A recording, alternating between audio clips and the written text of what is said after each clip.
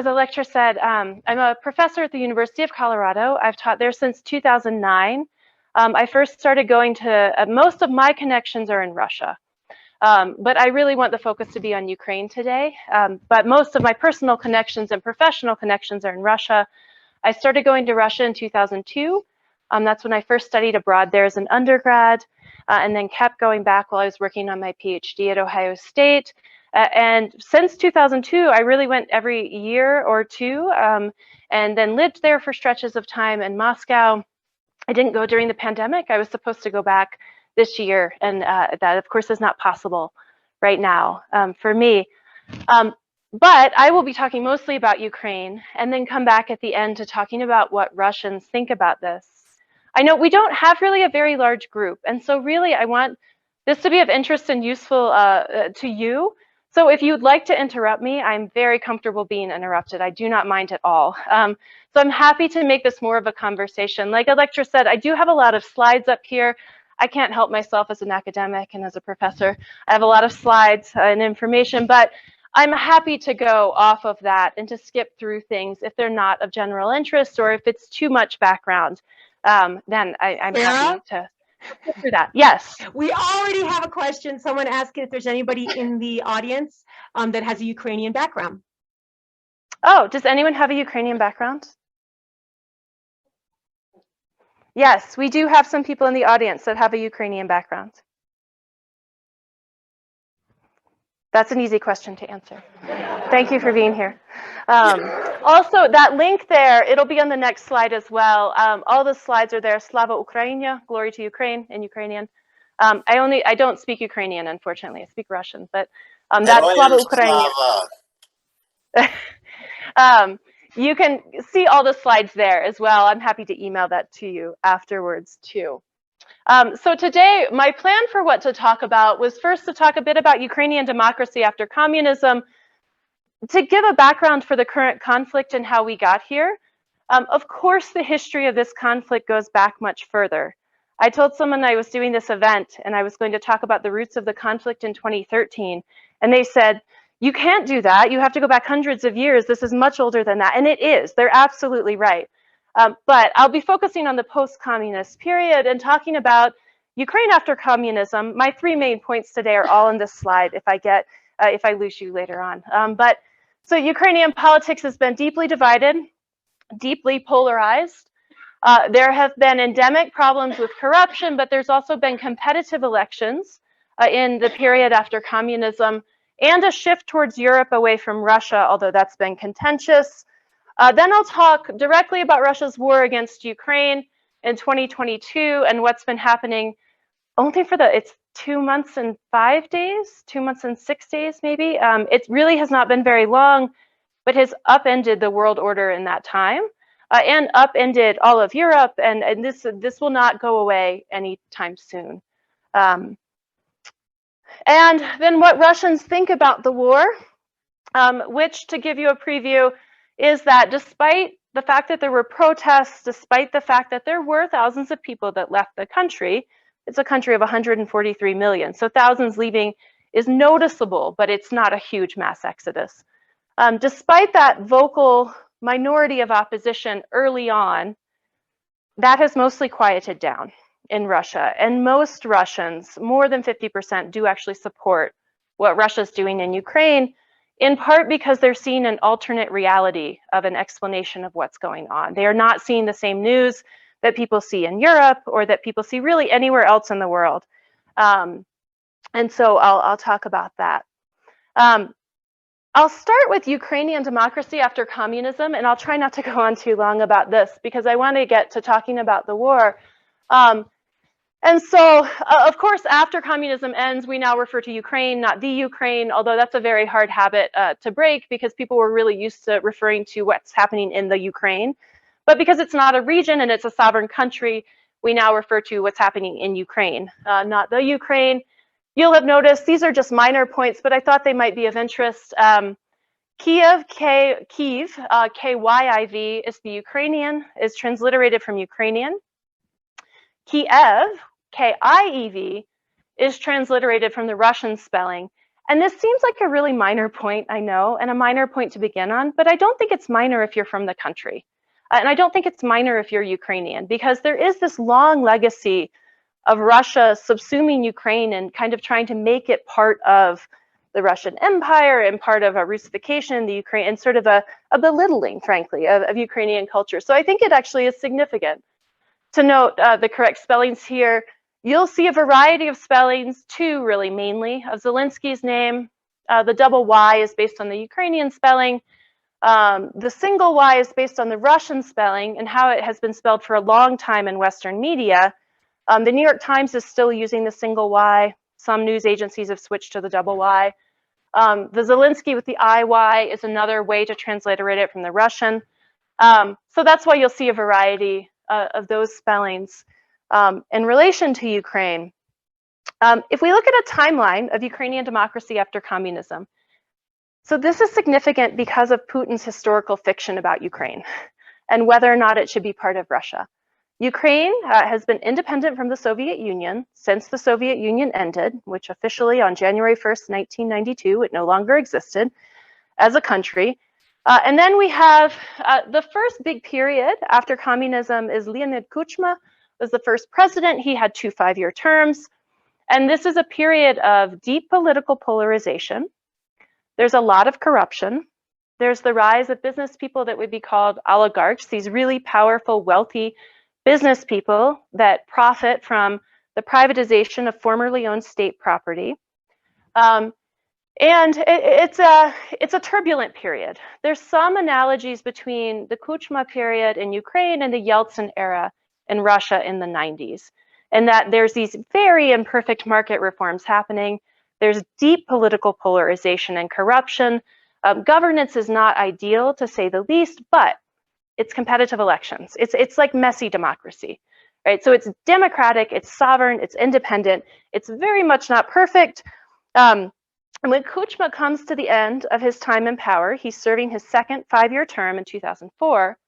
He wants to pull what Yeltsin did. He wants to handpick a successor who will be sort of from his side, that will take over the presidency. And he attempts to do this by selecting Yanukovych to be sort of his backed candidate in the election. And so you have Yushchenko and Yanukovych running in presidential elections. Initially, Yanukovych wins, but there's mass protests. That's the Orange Revolution that happens. And the results are overturned and Yushchenko comes to power. So Yushchenko comes to power. In the West, this was really portrayed as this is a pro-democracy grassroots movement. They've kicked out this leader who Yanukovych did try to cheat to win in the 2004 election. They've gotten rid of him. Yushchenko's there. He's the pro-Ukrainian candidate. An O on the end of the name typically, not always, but typically indicates an ethnically Ukrainian name often. And the Yanukovych is a clearly ethnically Russian name. So this is also corresponds to the more pro-Europe and the more pro-Russian candidate. So Yanukovych did try to cheat. There were mass protests. They rehold the election. Yushchenko comes into power and he gets 5 years. But Yushchenko's taking over under less than ideal circumstances. And Yushchenko serves, he comes in with the Orange Revolution. There's Yanukovych, Party of the Regions. This is Yushchenko. When he's running in 2004, he gets poisoned and almost dies.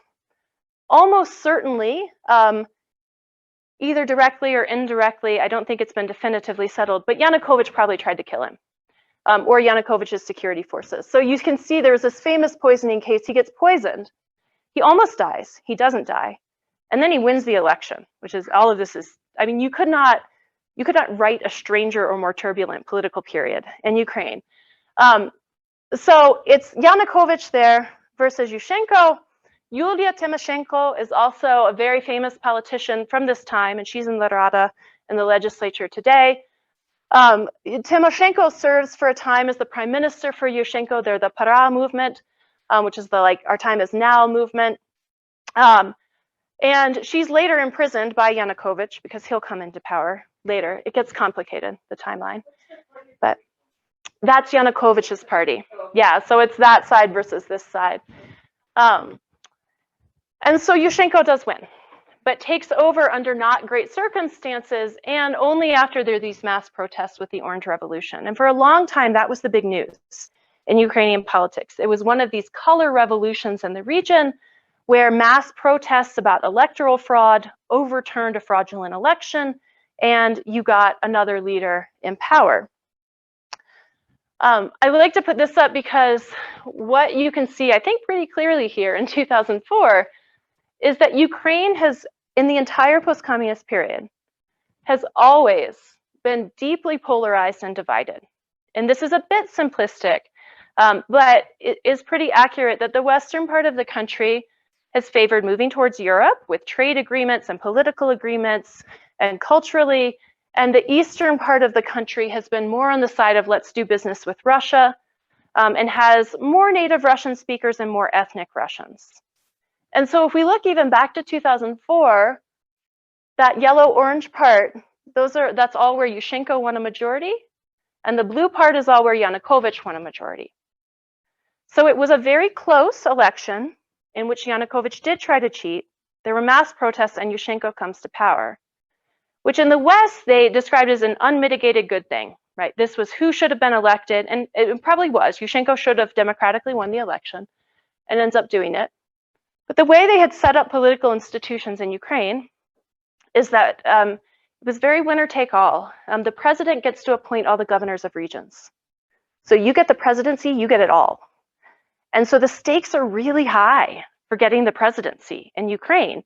And this is part of the reason there's a big incentive to make sure you win at all costs, because it's going to affect the entire country. And that probably was not an ideal scenario to set up. It's a bit hard to explain, for me, at least, in that, so traditionally, Ukrainians and Russians do not have ethnic tension. This is not to say, though, that historically, of course, there are big notable moments, like the famine in Ukraine in the Soviet period, where Stalin starves, millions of people die. And that's something that's in many ways done by Russians to Ukrainians. Right, but the language politics could be contentious in the Rada, but lots of people speak Russian and Ukrainian, and they go back and forth a lot. It's not like the former Yugoslavia, where there's this legacy in a different way of long-term, like religious and language differences and cultural. Ukrainians and Russians are distinct ethnicities and distinct languages, but they're both Slavic languages. They're both Orthodox Christians, although the churches have split.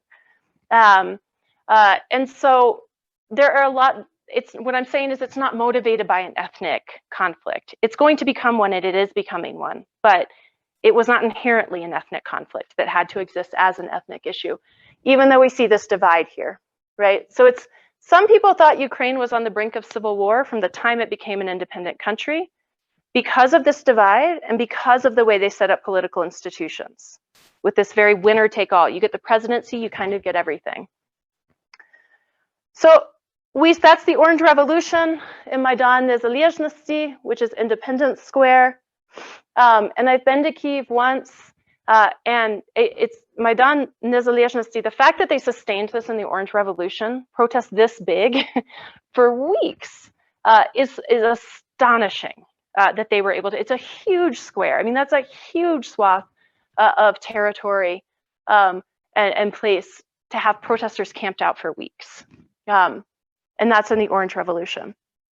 So that brings us through we have the Orange Revolution. Yushchenko serves the presidency, but Yushchenko, who Yanukovych tried to kill, remember, because they also have a semi-presidential system where they have a president and a prime minister that have to govern together, because what's better than one boss is two bosses, right? No, not really. Yushchenko has to appoint Yanukovych as his prime minister for a period of time. That's how bad it is in Ukraine in that period. And this is he had to appoint as his prime minister someone who tried to kill him during the election and tried to steal the election. And he only got in because there were mass protests. And so not a lot gets successfully done in the Yushchenko period, that presidency. Yanukovych is prime minister for a period because that's the only person he could get approved by the Rada. The legislature has to approve the prime minister. Tymoshenko, who I showed before, she has these really iconic braids that she wore for a long time, was Yushchenko's prime minister for a period, but he serves these 5 years. They don't go great. not really for his fault. The odds were very much against him. The next election, Yanukovych wins.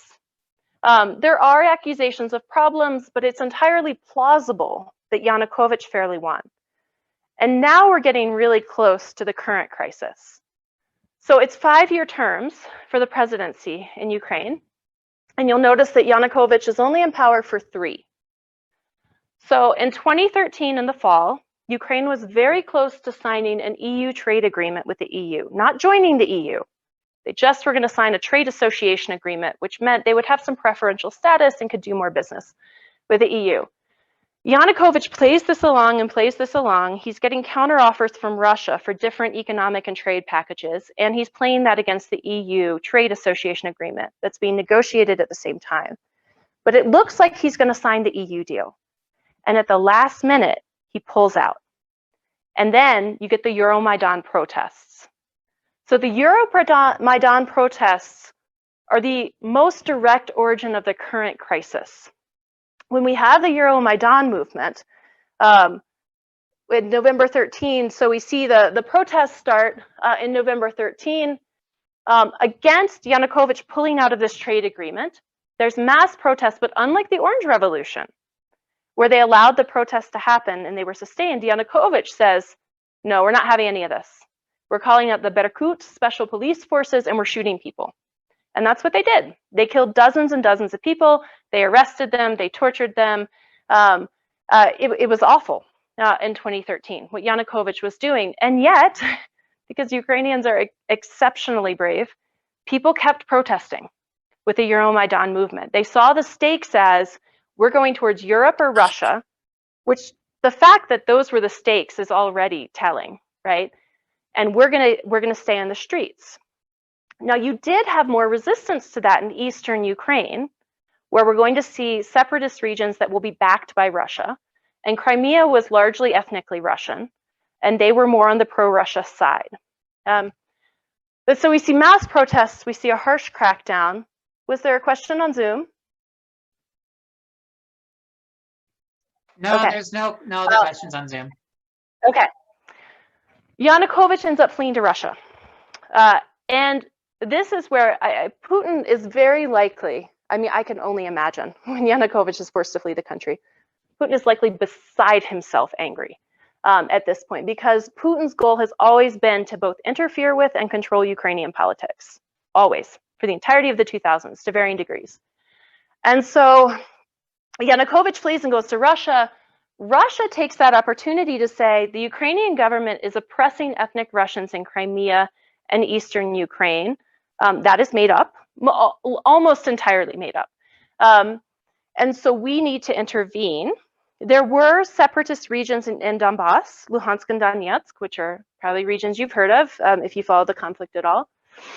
So Russia invades Crimea full scale and has taken it over since then. They do that in 2014.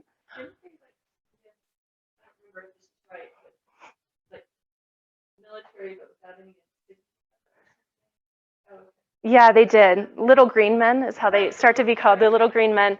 And at first, Russia says, Putin just lies. He just says, no, we're not there. Our forces aren't there. No one's there. That's from Russia. And they're like, really? Then it turns out they were there all the time. They sent soldiers who were not in uniform to the regions, who both helped the separatist regions become larger movements and be successful, and helped take over Ukraine. Or not Ukraine, Crimea at the time. So Crimea is illegally acquired by Russia, and Russia has actually set up administration in Crimea. They hold a referendum in 2014 where they have an odd set of options on the referendum. The options are like, you can become your own state or you can become part of Russia, but there's no option to stay with Ukraine. And they let Russian soldiers who were stationed in Crimea vote. So it's not the best referendum ever. But it is likely that in any case, most ethnic Russians in Crimea probably did support joining Russia, even though that referendum was nonsense. The reason Crimea is mostly ethnic Russians is because in Soviet times, Stalin deported the Crimean Tatars to Central Asia Many of them died, not all of them, and put ethnic Russians in Crimea. So I mean, the reason that it's like they put Russians there and then later claimed that Russia should have it because Russians were there, which is, I mean, if you're going to come up with historical fantasies, it's an odd kind of route to go. But Russians were hugely supportive of taking over Crimea. They'd always seen it as part of Russia. Crimea was actually in Soviet times part of the Russian Republic for a long period of time. And then under Khrushchev, they transferred the administration to the Ukrainian Republic within the Soviet Union. And they said, well, we wouldn't have done that if the Soviet Union was going to collapse. And it's like, well, no, but you did. And so when Ukraine becomes independent, they let Crimea be part of sovereign Ukraine. But many Russians felt like Crimea should have always been part of Russia and were hugely supportive of that. I don't personally think that's right that Russia overtook Crimea, but I think it's tremendously unlikely Ukraine gets it back anytime soon. I think is a very, very sad reality. So this is when all the fighting begins. And this is when the fighting begins in eastern Ukraine. So this has been a war for 8 years. It's been going, and eastern Ukraine has been controlled by the separatist regions. Russia hasn't set up administration there. Donetsk and Luhansk are largely run by, it's not an exaggeration to say warlords, I mean, that are running the territory. These are not elected people that can be held accountable for things.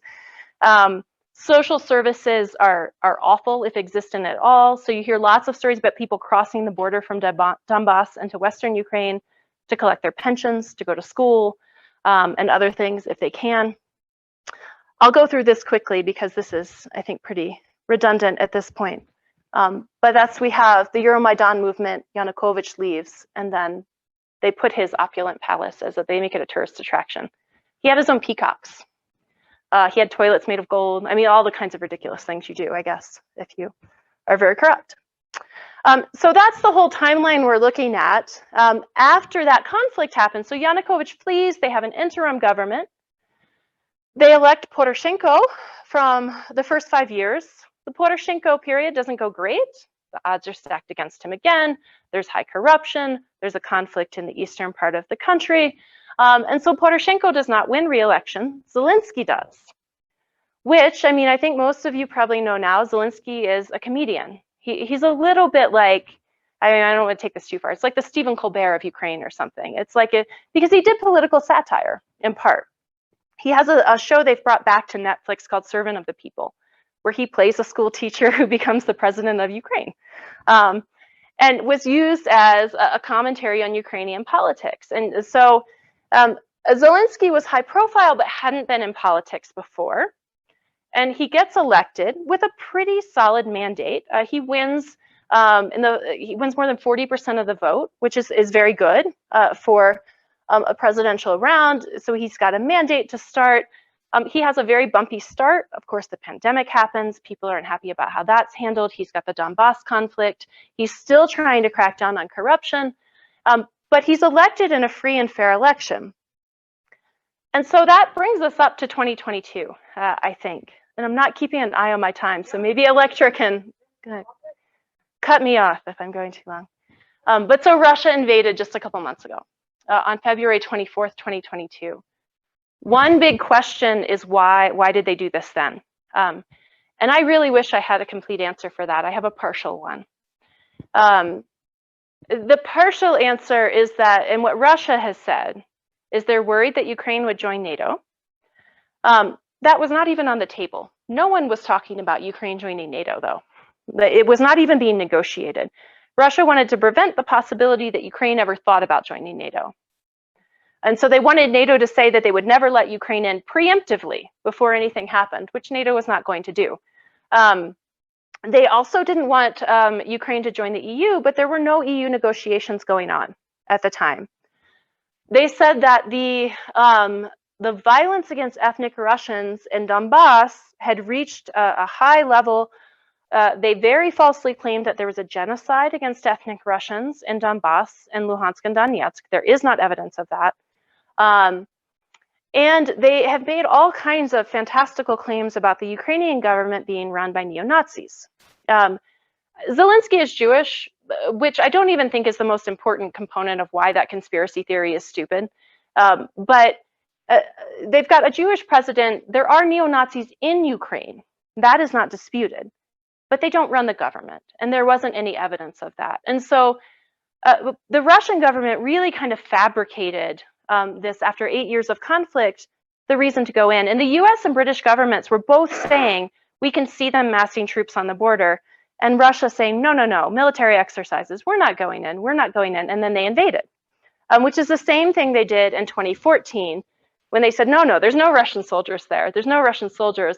And then a couple months later, they make this documentary to air on Russian TV that's like, look, we saved Ukraine.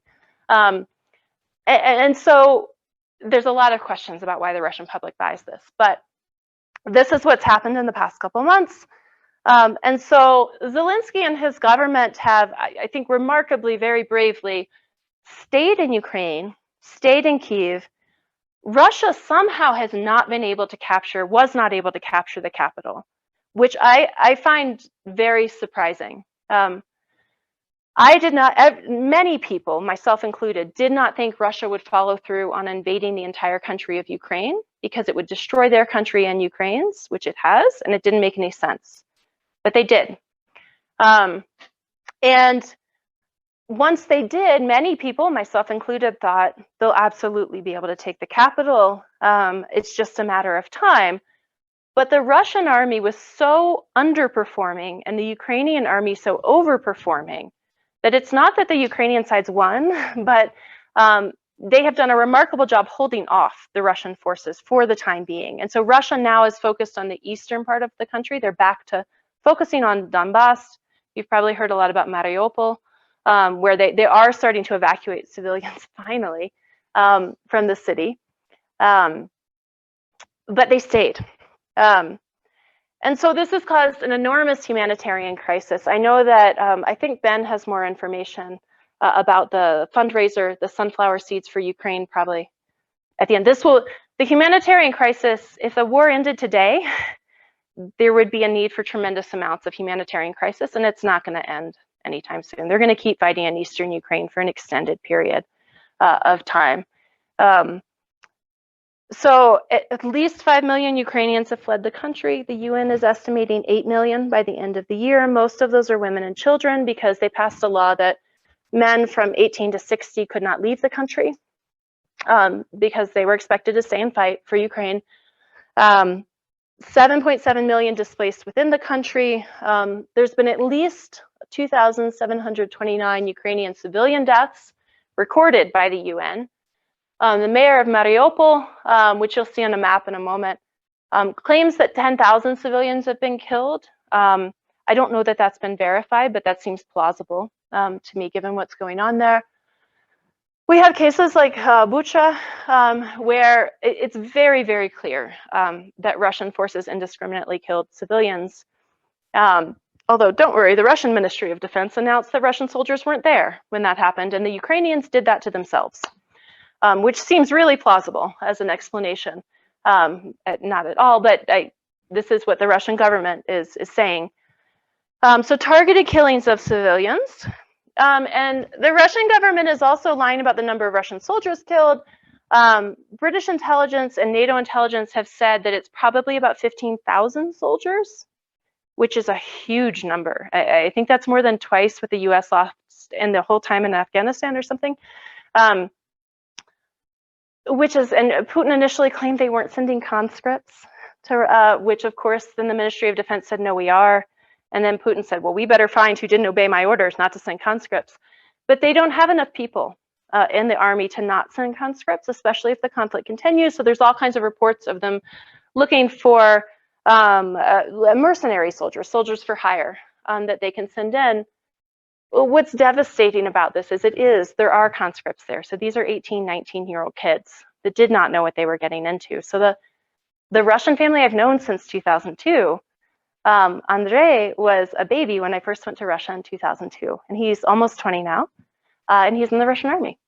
And so, I mean, he wasn't in Ukraine yet, but this is something that I think about constantly because it's not that I'm in any way sort of on Russia, I'm not on the pro-Russia, pro-war side in this, but there are just layers and layers of tragedy here of people that are being killed and places being destroyed for no reason whatsoever that needs to be happening.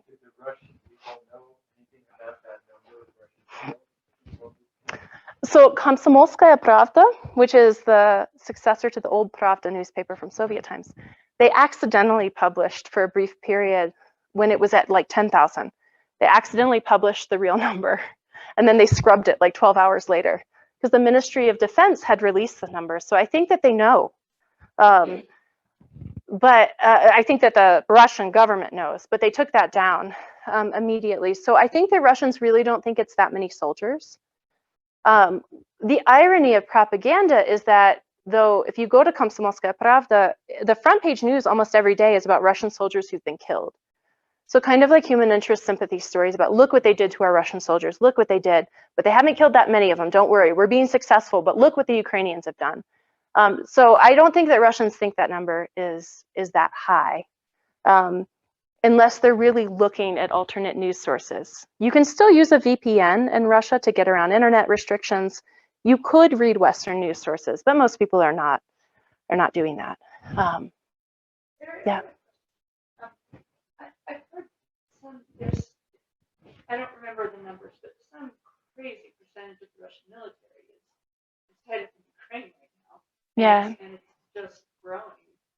Is Russia at all concerned about like Georgia and places that they've already subdued? Are they worried about violence breaking out? Well, they might be worried, but I don't think there's much they can do. I think they are stretched to capacity. So there's concerns that they'll go into Moldova and take Transnistria, which has been a long-standing, like there's a lot of ethnic Russians there. I think they would if they could. Cautiously optimistic that they're at capacity right now for places to take over. No, I mean, but yeah. I just know that they have soldiers that are occupying parts of Georgia now. They do in Abkhazia and South Ossetia. So we might see that those regions try to take advantage of the situation, or that the Georgian government tries to get those territories back. I haven't heard anything about that recently, but it's totally possible. Yeah.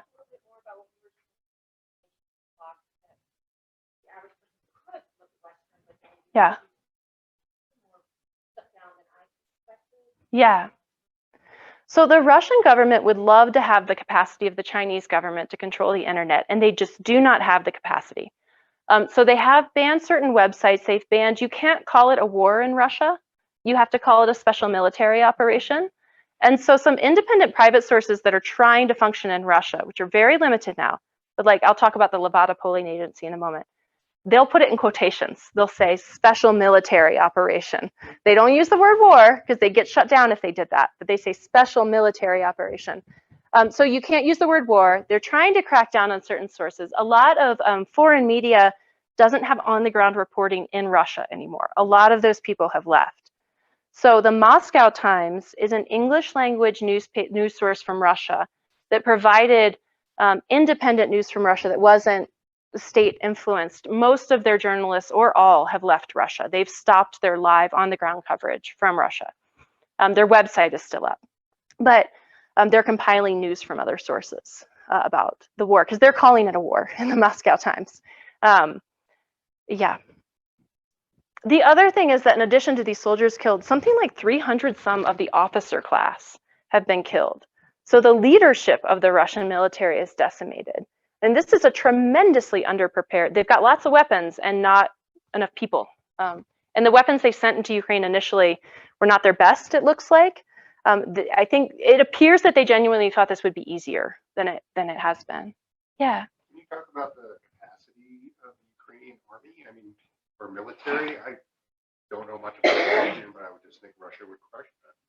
And is it a Western war? Yeah. Propped up through how do they repel them? So I'm not a military expert, and I'm going to start with that. But my understanding of the coverage of it is that the Ukrainians were able to impose enough losses, and the Russian forces did badly enough that it didn't make sense for Russia to continue. But also, Ukraine is getting tremendous military support from other countries, and so they're getting things like surface-to-air missiles that can shoot down planes, that can sink the ship that they sunk, right? That can be quite effective without having to have huge numbers of people fighting. So the weaponry is enormously is keeping them in the game. There's 40 countries right now that are providing military aid to Ukraine. So.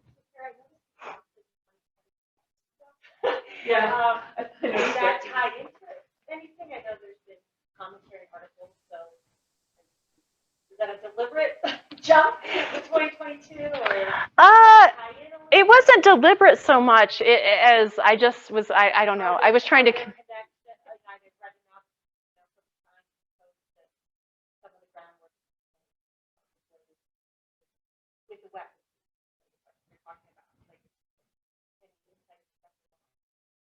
so do you mean the 2020 in the US?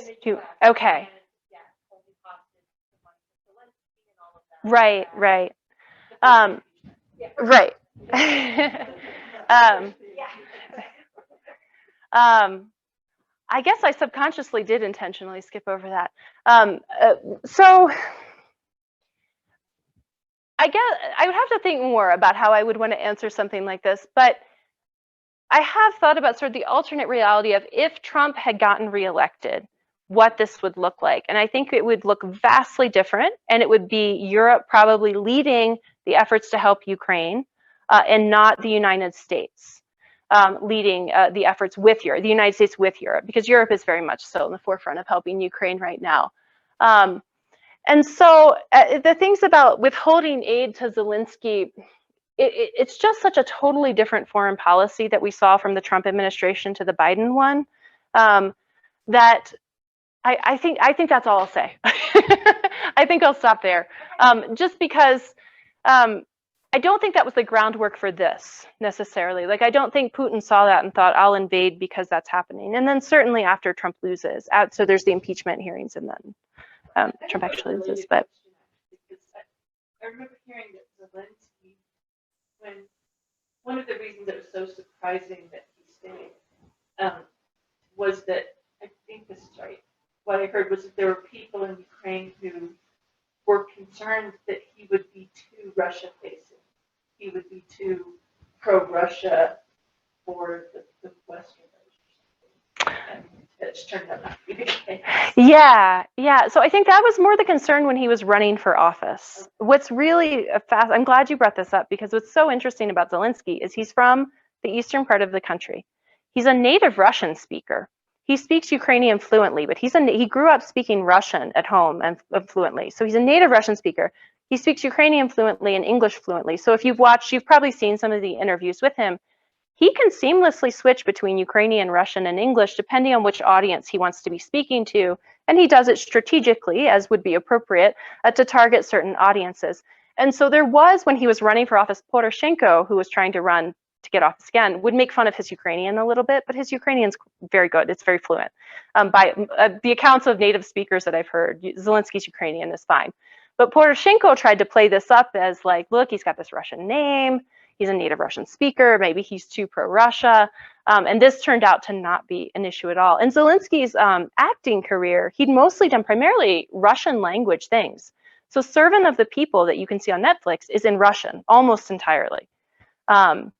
Yeah, I know. And so, but this speaks to, in Ukraine, how much the Ukrainian and Russian language is mixed. It really was largely not an issue. It's going to be more of an issue now. Zelensky's own staff on press releases had spelled his name different ways, the more Russified way or the more Ukrainian way. And so like Zelensky on his passport has the double Y, but his own press office has released like multiple. And yeah, so there was a concern about that, but less so. I don't think so much when the 2022 events of 2 months ago started. Yeah, Poroshenko is still there fighting. Yeah, there's all these pictures of him geared up, and he's got the gun. Yeah. I don't want to interrupt if you're I don't want to mess up your flow. No, go ahead. I was curious about the slide in the 2004 election in the Russian-speaking area. Kherson, if I'm remembering right, looked like it was the closest, the weakest share, right? And for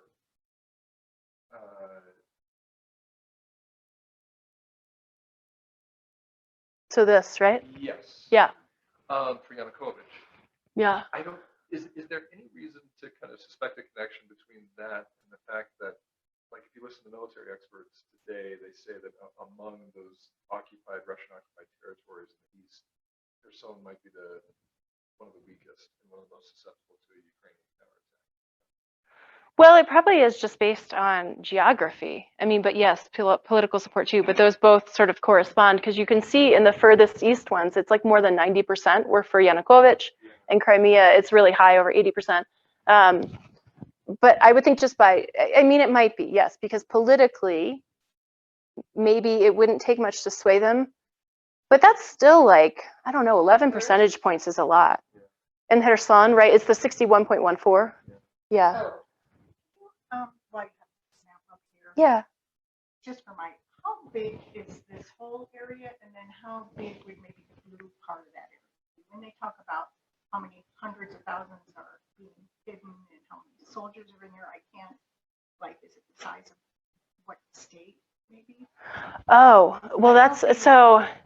This is both sections are the whole country of Ukraine, which superimposed on a map of Europe territorially, like geographically, is like most of the geography of Europe. Like it's a huge country, but a lot of it's agricultural. But it is a huge country, both in population and in landmass. I don't know what state to compare it to for the eastern part, like maybe Texas plus some, Texas plus some maybe. It looks like at least Yeah. more than a third, but almost half. You can't hear the questions. Yes, it is a very big. Can you hear it? Right, they just show that like the Donbass region and Crimea, right? Sarah, Yeah, we have a question I don't know when you exactly get a what state chance. to Oh, okay. Yes. What is the question? Sure. From one of our listeners. Thank you, Professor, for a truly outstanding talk. This may be a silly question, but is it plausible that a reason Russian troops are underperforming is that they don't want to be there at all, feel it is entirely unjust, or otherwise don't believe the Kremlin propaganda? Yeah, so that's not a silly question at all. And the answer is I'm not sure, if I give a really honest answer. There are anecdotal stories of Russian soldiers who are doing things like shooting out the tires of their own tanks. There was a story about maybe they ran over their own commanding officer, Russian soldiers defecting. So there's stories about that, but I really couldn't say how widespread that is. And it's very likely that most of the Russian soldiers are more or less okay with the Kremlin propaganda. Some may not want to be there. And there was a report that got widely circulated in news stories of they had a radio transmission they intercepted with a Russian soldier saying, I don't know who to shoot, they all look like us. Because they're Slavic and they're white. And so this isn't like when Russia was in Chechnya in the 90s and 2000s where they were Muslim and a different skin color, and maybe it was easier to shoot them. And so some might be. And I would hope that the fact that they have linguistic and cultural and ethnic ties would maybe make them think, I mean, that is racism because they're more comfortable shooting maybe people that don't look like them. But maybe that would give them pause. Like, what am I doing here? Shooting these people that look like me. So I think there's some of it, but I don't think we have any evidence that en masse Russian soldiers are defecting. A lot of the conscripts in the Russian military are they're young. They're very young for one thing. If you're an actual conscript, you're probably 18, 19, 20 years old at most. And you're from poor regions and you don't have a lot of options. And so it might take a lot for you to defect. Because what are you going to do? So maybe, but that's a very good question. Okay, I don't know if I answered your question about the size though. Yeah, well, so I'll go on to what Russians think about the conflict. So I went in the wrong direction there. Oh, I'm still going in the, okay. So what do Russians think? So, sorry. We have a yes. question quick question from the audience. Follow-up question. Are the atrocities that have been permitted, also a function of frustration on the part of Russian troops? I think that they might be. I don't know that there's evidence of that, but I wondered the same thing when I heard about Bucha. And it seems like the Russian forces thought they would be able to take Kiev. They kept trying to take Kiev. They couldn't. They were frustrated by a very sustained and brave resistance from the Ukrainian people and from civilians.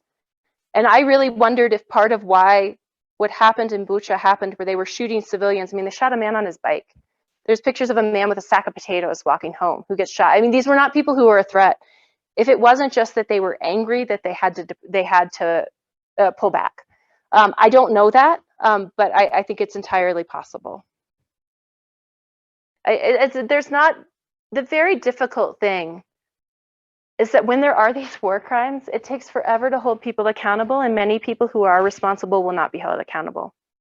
It's devastating. I mean, if you even look at like the war crimes from the former Yugoslavia, it took over a decade to hold people to account at The Hague. Or you can look further back at historical examples like the Holocaust. It took decades. And even then, they weren't able to hold everyone responsible. So, I mean, these are, I think, pretty unquestionably war crimes. But it will be very difficult to actually get justice for that. But there is a lot of documentation, so maybe there will be. Add something? Yeah, please. I was thinking, isn't it similar to during the Vietnam War? I think it was My Lai, or what it was called. It was just American soldiers just massacring an entire town. Okay. And I think it was just frustration. A very similar case where one got sentenced, but he was pardoned after a year. Wow. So there was no really any justice. Yeah. No. So I'll pivot to talking about what Russians think about the war right now, which I think this is very surprising. I want to emphasize this is from before the war. This is December 2021. There had been this big nationally representative survey of Russians. And it did not look like Russians were calling for Russia to invade Ukraine. So it does not look like public opinion was pushing for this to happen, but they have gotten on the side of Putin. So in December 2021, and I would consider this reliable survey evidence, honestly, until February 2022, we had a solid at least 20 years of really reliable, sophisticated survey analysis coming out of Russia from independent polling agencies. I know that's surprising, and it's increasingly not true day by day right now in Russia, but we had reliable survey data from private polling agencies. And reliable data showed us that only about 8% of Russians thought that Russia should send military forces to fight the Ukrainian government in December of 2021. I have a very renowned colleague, John O'Loughlin, who's done a lot of survey work in Ukraine. And he likes to say, he likes to quote Mike Tyson and say, everybody's got a plan until they get punched in the mouth. So it's like everybody thinks they know public opinion about the war until the war happens. And so this will change dramatically. But what's telling is that it does not look like public opinion was calling for Russia to invade. But they could get on board with the Kremlin propaganda once it happened. What is notable, though, is 75% thought NATO would try to weaken Russia if Putin didn't stand up to them. There is a long-standing NATO is out to get us. Now, to be fair, NATO is a post-World War II security organization that was initially created to counter the power of the Soviet Union. It serves a different function today, but this has been a long-standing issue for Russia in the 90s, in the 2000s, concerns about NATO and NATO expansion, and getting too close to its borders. But again, Ukraine was not, they wanted to preempt the possibility that Ukraine would ever think about getting into NATO. There were no NATO negotiations for Ukraine happening when they invaded. So what I want to point out, though, is Putin's approval ratings. And this is a private, reliable polling agency, very bravely still conducting research in Russia. Levada is the one that I said, like, they'll put special military operation in quotes, which is a clear nod to, like, we think this is nonsense, but, you know, we don't want to get shut down. That's Putin's approval rating on top, right before the 2014 invasion. It had tanked. Putin is used to, from the time he was, so he becomes acting president January 1st of 2000 because Yeltsin resigned early. He was prime minister as of August 99. So that's his approval as prime minister initially. But as president, Putin is used to having, at least in the 70s, but preferably in the 80s. And there's some sophisticated survey analysis. It's called list experiments. It's how you ask people sensitive questions that they might have a bias to lie about. So they did survey list experiments to see if these numbers were real or people were just saying they liked Putin. These numbers might be inflated by about 10%, but that would still be really high genuine approval ratings. So when we get to, though, 2014, right before the 2014 invasion of Ukraine and takeover of Crimea, Putin had the lowest approval ratings he'd ever had, and then they shoot up right after he takes over Ukraine to a well over 80%, nearly 90% actually, after he takes over Ukraine. That holds steady for a while. We have an 8-year war going on. It starts to decline right about 2018. Then we hit another low just before the 2022 invasion.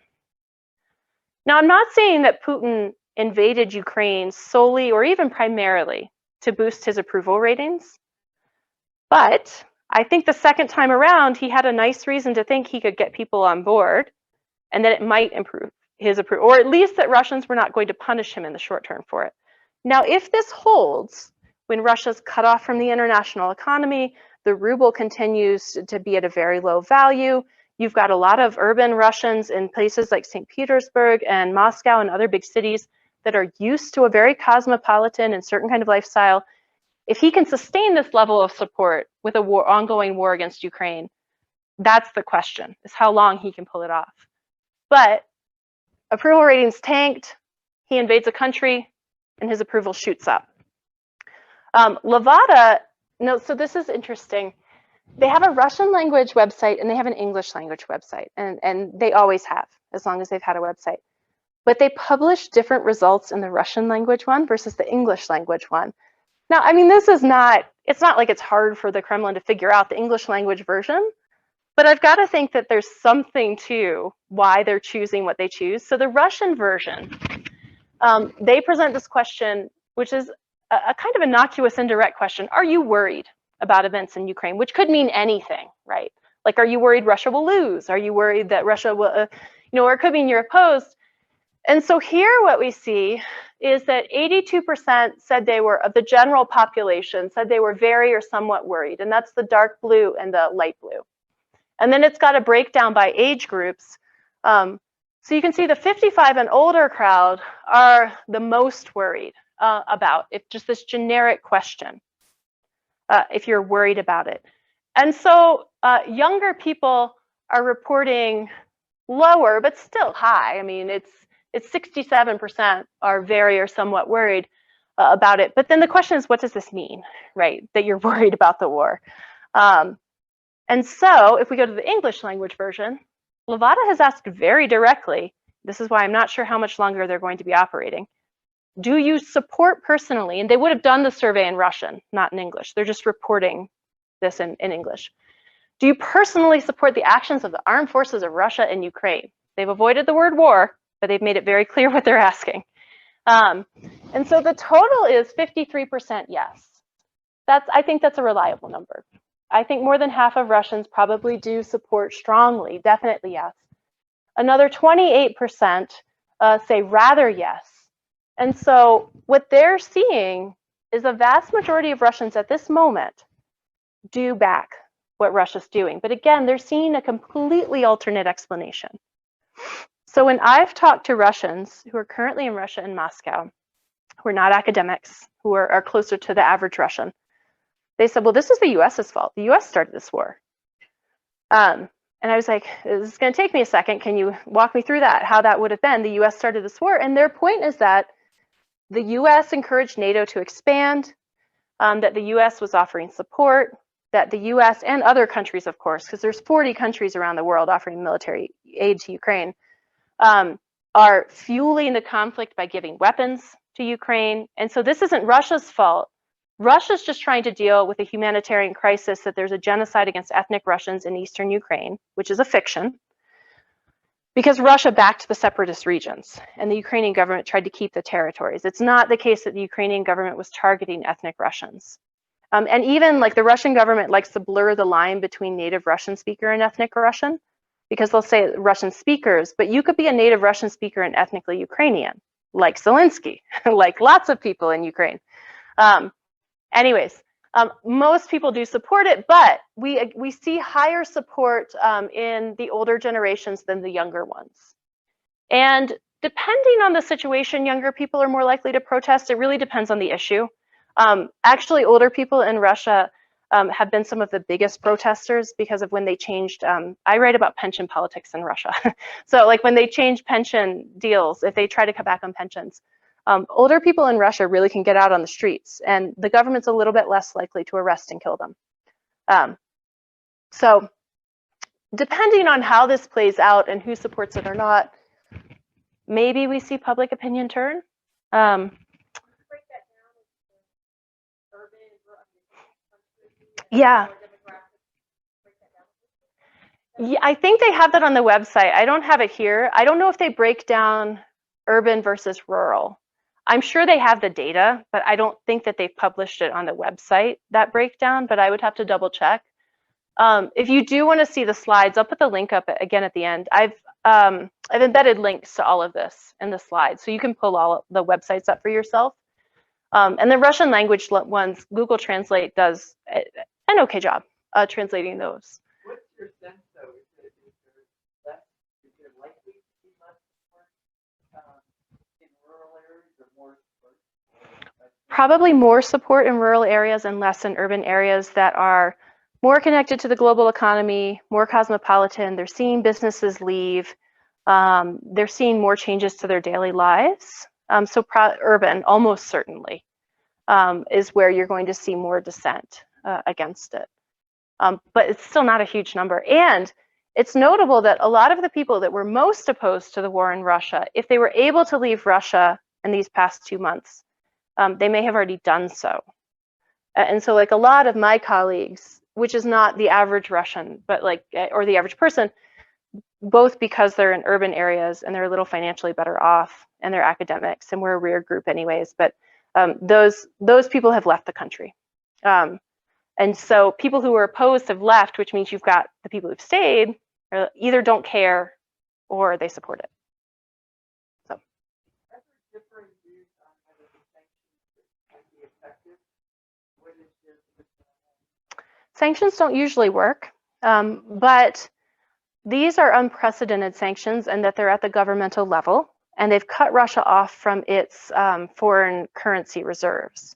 And so one of the things I have on a later slide is that Russia is currently in selective default on a lot of its debt. And if they continue to not have access to their foreign reserves so they can pay their debt in dollars, especially, they will eventually go into full default. But Russia, their foreign debt is low for a developed country. It's only about 17% of their GDP. So their foreign debts were 17% of their GDP. Countries like the UK, Germany, the US typically have foreign debt worth more than 100% of their GDP. I mean, that's not a problem because they're not going to default. Like the only issue is if you're going to default. Although economists do disagree on what the upper limit should be. But so Russia had already made attempts to insulate itself from the global economy.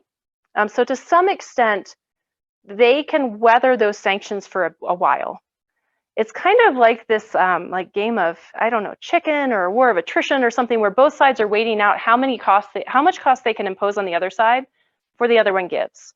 So like Russia cut off gas to Bulgaria and Poland. That's bad, but Europe can cover that for now. They cut off gas to Germany though, that starts to get pretty dire. If Europe can figure out a way to pivot from energy dependence on Russia, Russia loses a huge source of leverage, but that's a big if. And so that's the game with sanctions right now. They could work, and these are at an unprecedentedly big level, the sanctions they have right now. And over the next decade, if they stay in place, it will hurt the economic conditions in Russia domestically. People that are used to doing better than they are going to be doing worse. They'll have higher inflation. Russians are used to, especially in urban areas, are used to being able to travel and do things. They're not going to be able to do that as easily anymore. So eventually that could turn public opinion. The question is how long that would take and how long the Russian government can insulate itself from the costs of these sanctions. Excuse me, Yeah. Professor? Oh, sorry. Yeah. Yeah.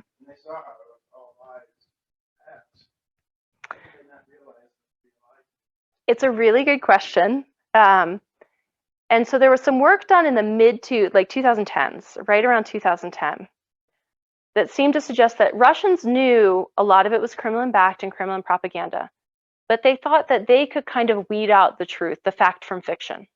They thought that they were smart enough to figure out the fact from fiction. So they're like, yeah, we know the Kremlin is portraying this certain view, but we think we can figure out what's really happening versus what's not based on what we're hearing. And so if you're not a person that's very politically engaged, is really interested in diving deep into things, you hear the news and take in the news, and you're not going to go out of your way to find other sources that disprove what you already think is likely true. And so it's not that they don't think there's propaganda, but it's probably that they think they can figure out what the truth is. And they're already suspicious of NATO, and not necessarily always suspicious of Westerners, but suspicious of Western foreign policy. And so they'll buy some of the stuff like NATO's out to get us. Oh, sorry. Okay, and 2 in Zoom. Okay, so I'll do maybe 1 here because you had your hand up before. Yeah, mention of NATO. Obviously, your slide there demonstrated that was the focal point of the Russians themselves in the view here.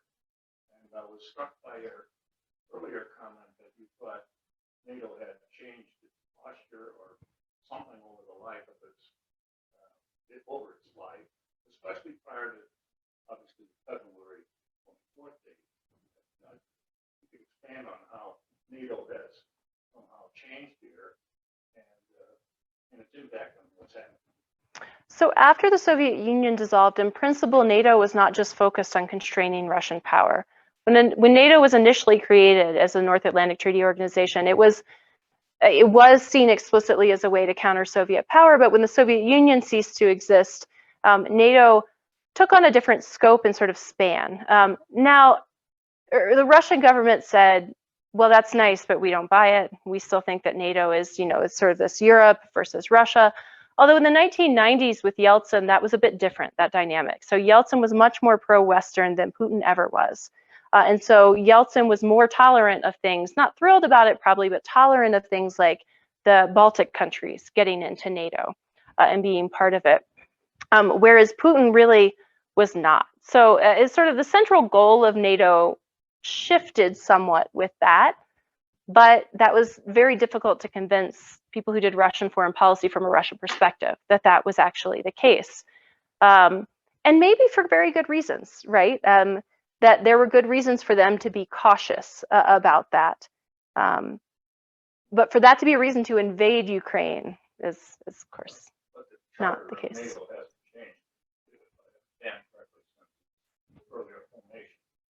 Yeah, that's right. I don't think that they did change it. Right. Totally defensive. Right. Optional defensive organization at the country level. Right. So I'm really struck by Russia. So hung up, if you will, on NATO as the boogeyman. I think it's a convenient boogeyman. And I think it's one they can point to rally people around a kind of anti-Western foreign policy. What's so interesting about this is Putin has achieved what no European power ever could, which is like Finland might join NATO. Like that wasn't even on the table before. Like Putin has accomplished unifying Europe. I mean, Putin's accomplished what I never thought was possible in Ukrainian politics, which is unifying Ukrainian politics. I mean, this is a deeply polarized country, but he took the parts of the country that were most opposed, like Crimea, out. Donbass, we'll see what happens with them, but he unified the Ukrainian politics. I mean, that's remarkable. That was not it, but it's more like Putin has created the world he sought to create. It was a self-fulfilling prophecy that he made NATO into an organization that is anti-Russian. There are some people who I've heard very cynically speculate that the West doesn't mind if the Donbass conflict continues because it ties up Russia and weakens Russia. I don't think I would agree with that at all. But there are some people who cynically think like, well, they're okay with a low-level conflict there if it ties up the Russian military, and Russia can't go into Georgia or can't go into Moldova or maybe can't engage in some other big conflict. That's not my sense of what's happening, but there are people that speculate that. A related question about NATO is, with all the, I mean, we've been hearing a lot about Sweden possibly wanting to join NATO. Yeah. I'm wondering if, and I mean, I can sort of guess what Putin thinks, but the Russian people, are they worried about Sweden and Finland? Do they even know that there's been this, this news? Sweden in the audience. I think that some Russians who are paying attention to the news likely know at some level that they're like, my guess, if we did a survey, is that somewhere between 15 and 25% are aware. I'm totally guessing with that number, but there's probably some small percentage that are paying attention to that and know that those countries are thinking about joining NATO. The Russian media is reporting on all of this, just alternate reality versions. So did you want to chime in or? Yeah, I just wanted to say it's a big question in Sweden, and it's because Russian officials have like issued warnings to Finland and Sweden that like military action is expected if they join NATO or thinking about. Which they're going to threaten a way. It just doesn't make, yeah. I don't know. I'd be more worried if I was Finnish. But yeah, because they're right there. yeah. And that's where like people were, so the train from St. Petersburg to like Helsinki, the prices shot up to like that it was thousands of dollars to get a seat on those trains out of Russia for a period of time. I'm not sure what the status of that is now, but yeah, that was one route out. But yeah. Excuse me? Yeah, I should do the Zoom questions and then come back if that's okay. Oh. I just wonder. There's an island in Sweden called Gotland. It's like yeah, and it's very strategically important for Russia. So there's a lot of questions going around with ships going into Swedish. Oh, okay. Yeah. So maybe something there. Yeah. All right. So there were a couple of questions on Zoom. Well, no, there's only just one, and the question for this is, can you speak to the role of the oligarchy in Russia vis-a-vis support for the war? Yeah, this is a really good question. So for the most part, most of the oligarchs have not vocally opposed the war, with a couple of notable exceptions. And there was a recent oligarch who opposed the war, the Russian government essentially seized his assets. They didn't seize it, but they like bought his assets in what was kind of like a fire sale. So he was forced to sell a great deal of his property after posting on, I think it was Instagram, his opposition to the war. Most Russian oligarchs are not vocally speaking out against it, precisely because they're concerned about it. There's oligarchs like Roman Abramovich, who is based in the UK, who was forced to sell, it was Manchester United he owned in the football team. I don't follow European football very much, so it was Manchester United he owned. He was forced to sell that by the British. And Roman Abramovich, he like went to some kind of peace talk. He like sent himself to a peace talk and maybe got poisoned or something. And so he doesn't live in Russia, and he's vocally opposed it. So he's more insulated. The oligarchs should be mad about this, and likely are, because their children often study abroad in elite foreign universities. They're very globally connected. They can't speak out because they risk their assets being seized, but their businesses have been potentially irrevocably harmed by this. And so one speculation was about, like, what about a coup? And I don't think that that's likely. I don't think we're seeing signs of that right now in Russia. And I'm not sure we would want that, because you don't know who the coup would do. Like, coups are inherently unstable and they don't always result in good things, even if Putin is really bad. But that was one speculation, is maybe these oligarchs would rise up. But Putin has created a pretty strong culture of fear. He centralized power. There are not opposition activists that are free for the most part to organize things. Navalny, of course, is still in prison and is being brought up on additional charges. They've cracked down pretty well before. It's going to take a lot for there to be either a coup or a popular uprising. I'm not saying, and after it happens, everyone will say it was inevitable, but everyone said that when the Soviet Union ended. Like, everyone was like, no, it's going to be forever. And then it ends and everybody said, oh, I knew it. It was inevitable. And it's like, well, okay. So if it happens tomorrow, I'm preemptively saying, like, we didn't know. But yeah, did you have a question in the back? Yeah, I was curious, the justification of Russia, this special operation, the Russian people, is based on a genocide against Russia. When did that first emerge?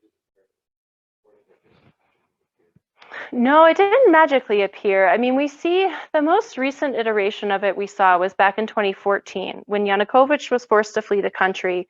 They came up with this narrative that the pro-European Ukrainians are oppressing the other side. So it's like you've got two sides in Ukraine, and one side is oppressing the other side, and that forcing Yanukovych to flee was an illegitimate political coup. It was not democratic, and that they were oppressing people in the East. So that's the most recent version of it.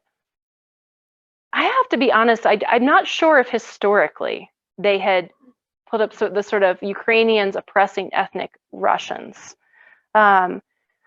The other part of this sort of fictional historical narrative that Putin has come up with is Ukraine was always part of Russia, so it should be part of Russia again. But you've got to go back hundreds of years, even thousands, for that to be true. And there is historically, a very long time ago, Kievan Rus was sort of where the Rus people were that became modern sort of Russia.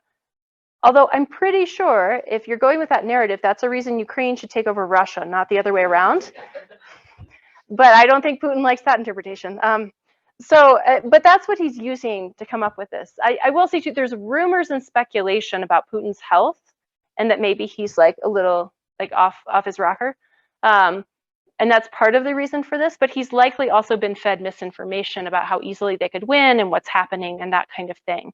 The health things, I mean, it's honestly, it's like we're back in criminology, or like they used to call it, it's like criminology, where you would like, Soviet tells you what Kremlinology, where you would like look at who was lined up a certain way on Lenin's tomb during events, and you'd be like, okay, that person seems like they're out, they're standing a little bit behind, this person used to be closer, this person's front, and now it's like, Putin's hand is shaking, maybe he has Parkinson's. Like, this is the level of political analysis we're stuck with because it's so close that like, they're like, well, he looks like he's a little bloated and his hand's shaking.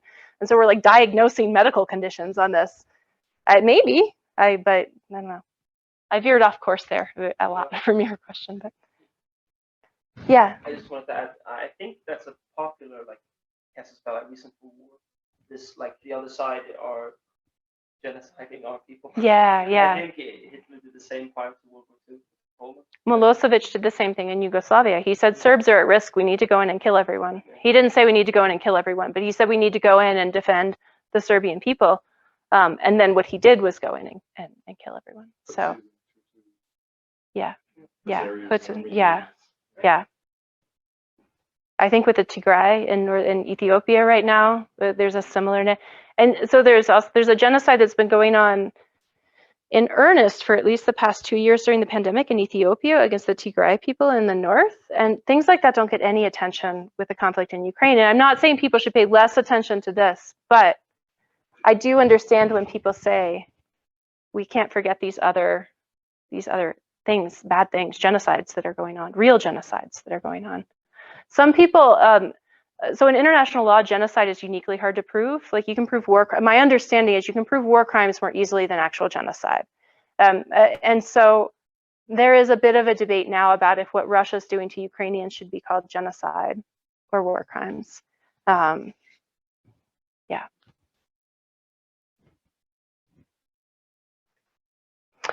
So I don't think I need to go necessarily through the rest of this. I mean, I've got some more up here, and I'll put the link so that you can look at this. There's reasons why that people say, why don't you support the actions for those who said they didn't? It's people who are maybe pacifists or against civilians dying. It's a different country, we shouldn't interfere.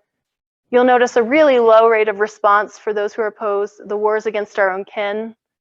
A small percent say we initiated it, yeah.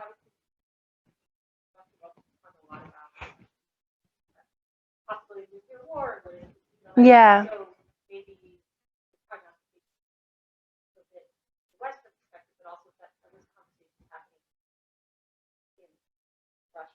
About the threat of nuclear war.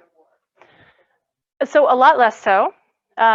But what I'll also say is Putin loves to pull out remember we have nuclear weapons card. Like, he's done that periodically, which it's still a very big concern because, of course, any use of nuclear weapons would be extremely, extremely bad. But Putin does, and Lavrov as well, Sergei Lavrov, the foreign minister, have a history of sort of hinting. They're like, oh, don't forget, we have nuclear weapons, and maybe you don't want to mess with us. I'm cautiously optimistic that I don't think they actually want to use nuclear weapons. For one thing, I don't think they're in a position to sustain any kind of counterattack. Their military is already stretched very thin. I don't think that they actually want that. And once they use them, they lose the threat then of losing them. So I think it's in their advantage to threaten to use nuclear weapons and not so much use them. I think, people used to talk about it less now, but especially in the 90s and before, people talked about mutually assured destruction, even like actually decades before that both sides have nuclear forces that could destroy each other, and having these nuclear weapons ensures that no one uses them. Now that's, you know, in the 90s, a lot of progress was made with denuclearization, so decommissioning nuclear weapons. But for a long time, the idea was that mutually assured destruction, which does exist between Russia and the US. I mean, both have nuclear weapons and can destroy each other, which I think is a reason to be cautiously optimistic. But if Putin's like out of his mind, I think there's a real concern that they could use them. But it's getting a lot less coverage in Russia, the threat of nuclear attack. Oh. I read from your book with end of world apocalyptic. Oh, I don't, no.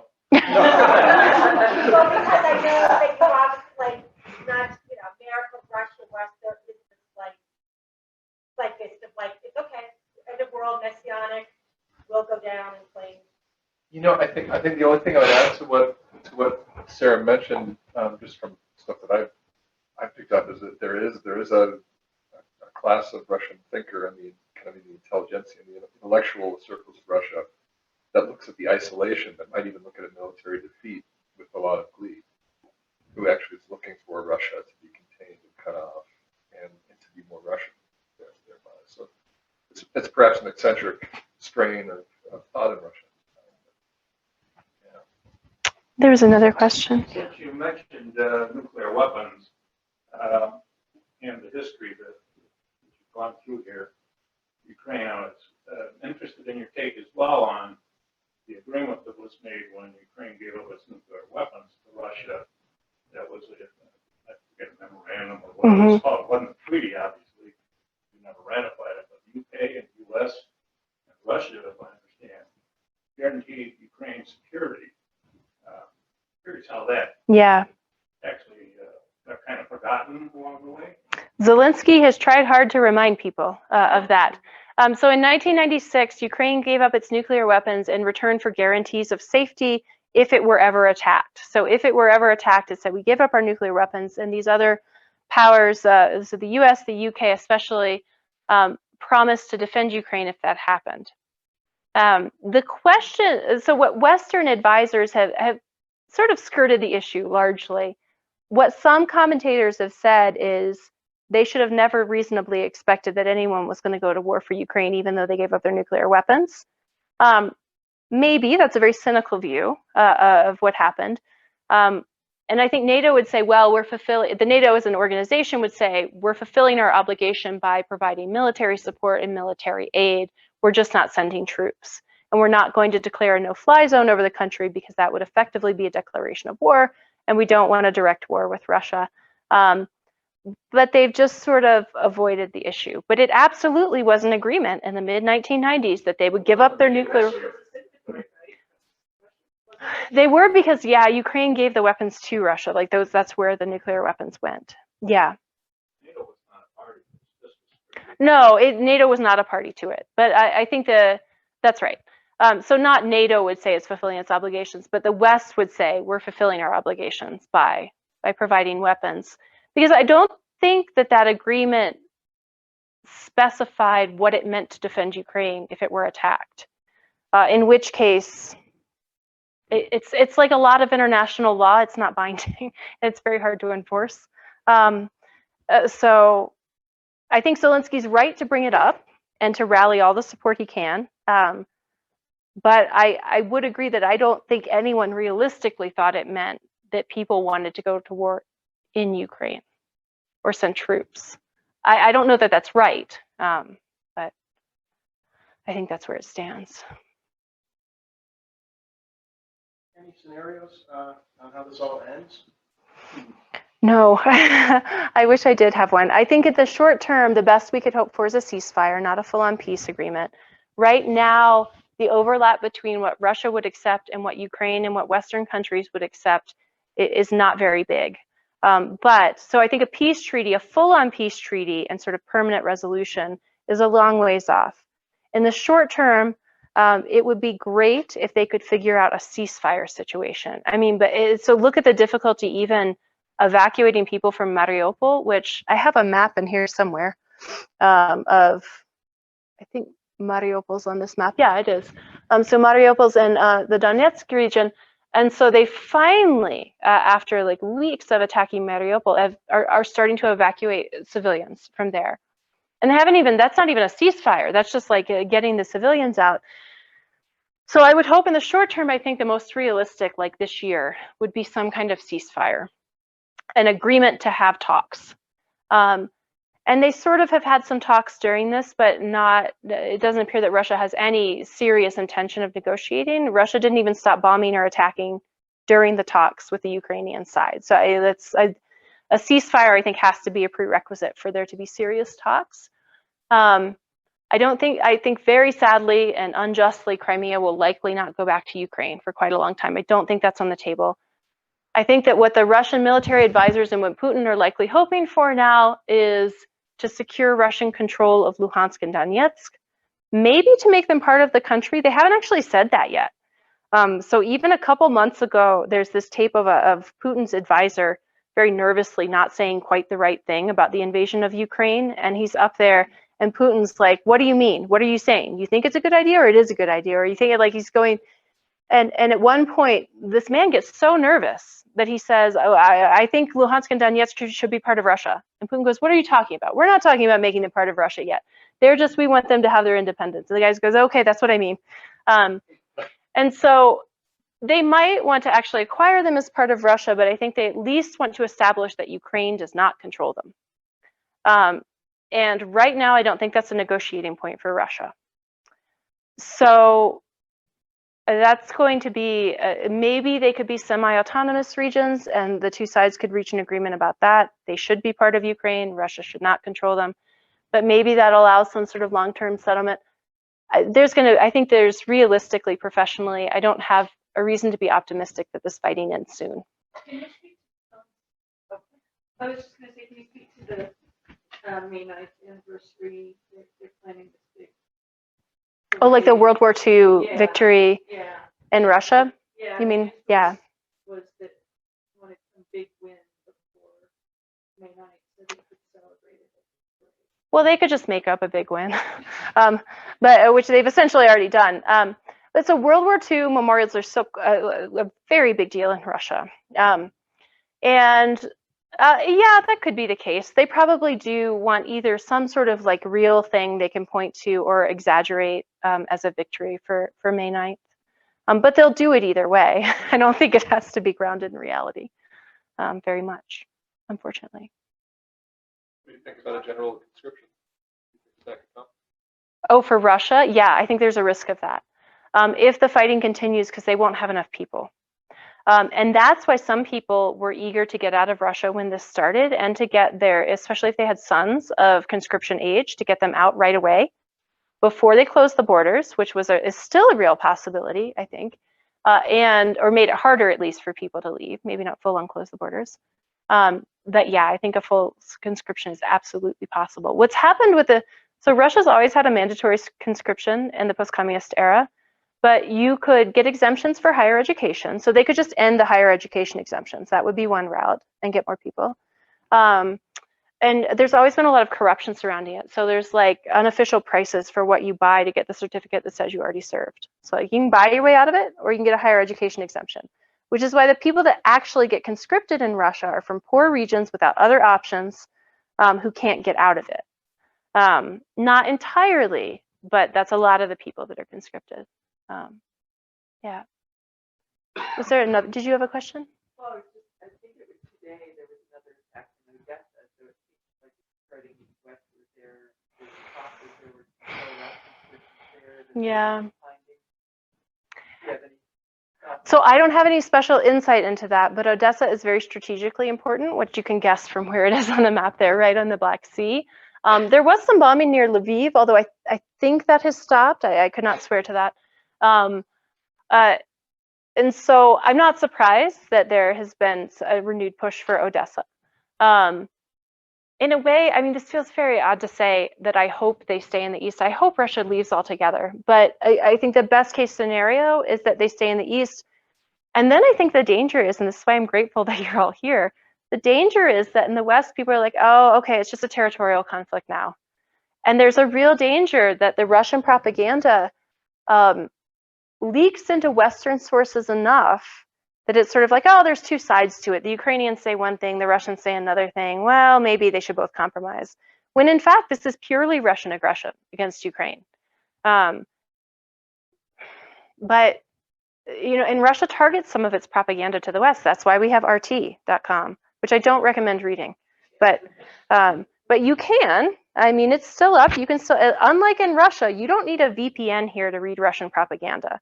In Russia, to read the Western side, you need a VPN so you can get around the internet censorship. But here, I mean, you can go to Komsomolskaya Pravda. It's kp.ru. You can use Google Translate and see what it says. You can go to rt.com. Again, I don't recommend it.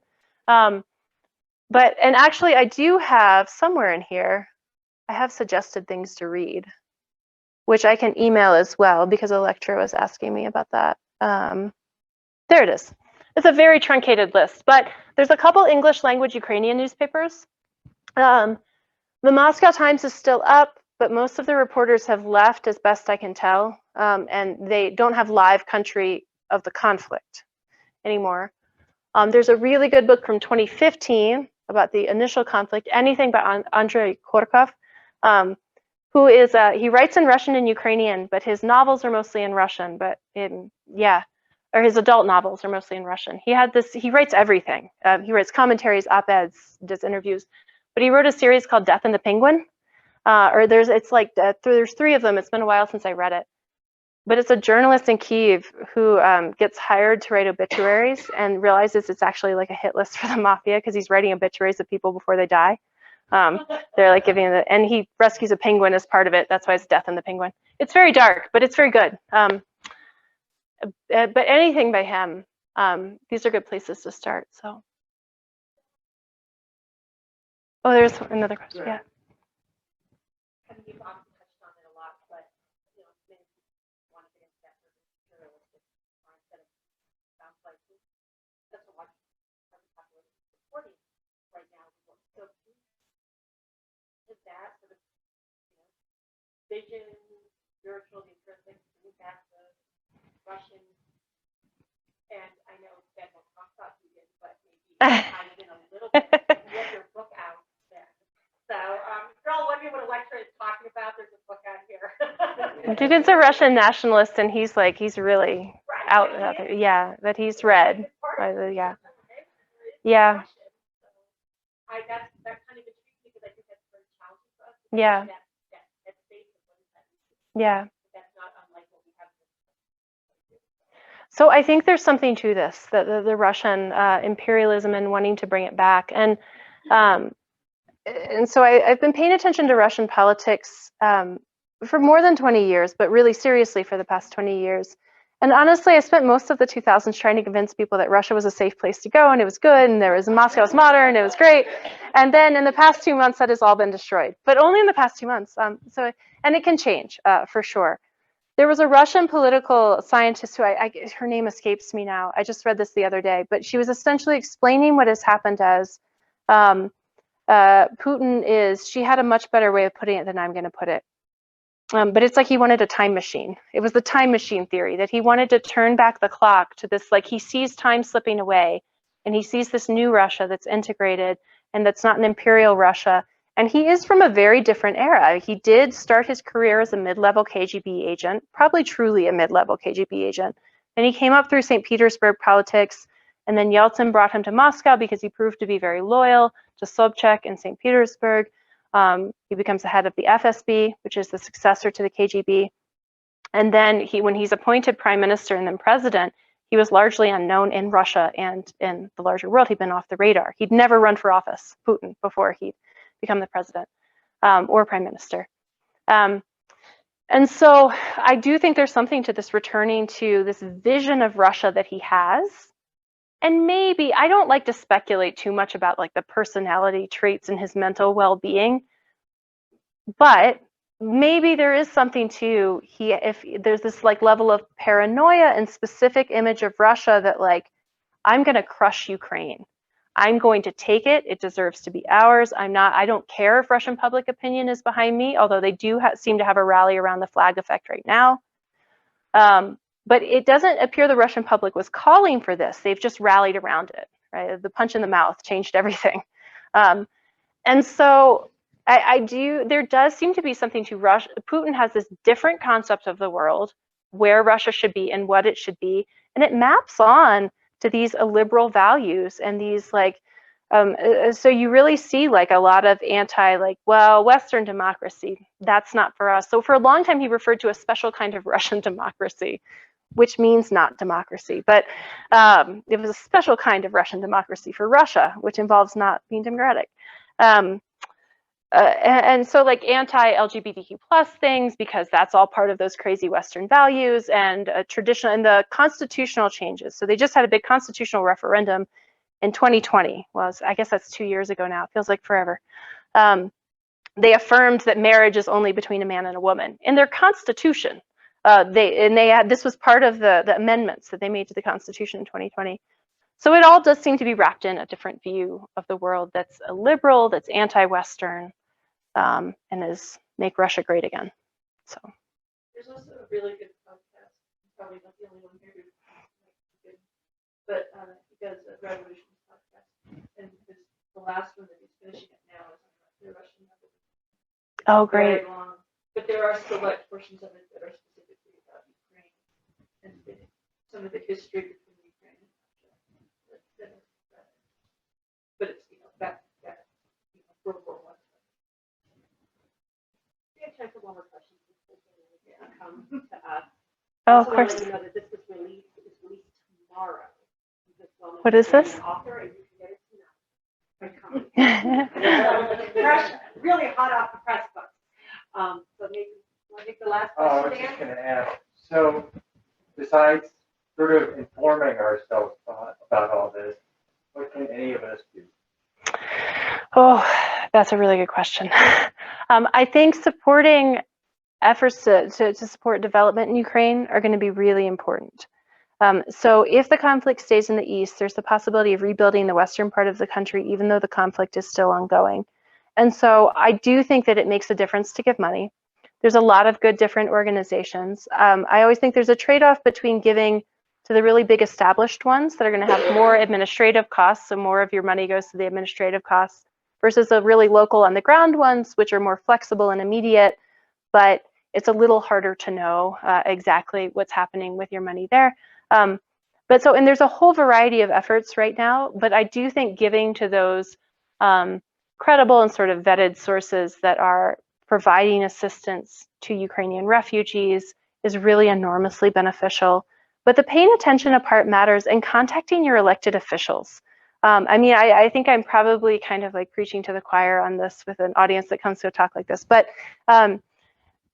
calling elected officials is still actually, they record all of those.